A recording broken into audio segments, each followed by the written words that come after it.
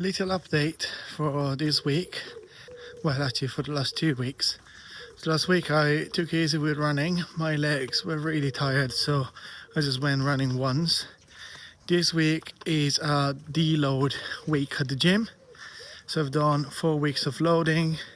Now I'll do 1 week deloading and then again with 4 weeks. And I'm gonna run again, just easy 3 times this week. And possible do another park run at the end of the week, we'll see.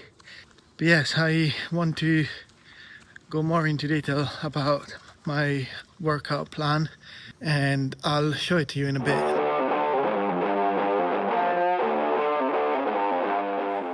Alright, so here we are. Before we start, hit the subscribe button, like the video and click the little bell by the video so you don't miss out in the next videos. And if you are at the beginner of your weight loss journey, don't forget to grab my beginner weight loss toolkit.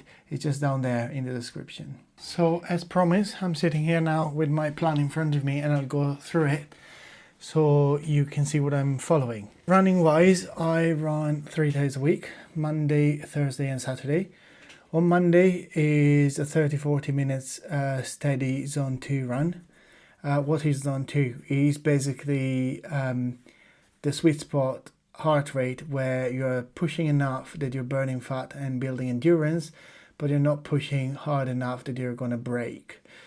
So yeah, I do about 30-40 minutes of that. For me, I'm 35-year-old. It's about 60 to 70% of the maximum heart rate and is about 111 to 130 beats per minute. Thursday, I'll do intervals. So 3 minutes a moderate effort and 3 minutes walk, and I'll repeat that for 3 minutes. And then on Saturday, I've got my long, easy pace 45 minutes run. And it's either that or I sometimes do participate to a park run, which I've done once so far, so I say sometimes, but that's the plan. Moving on to the gym plan. I work out Monday, Tuesday, Thursday and Friday.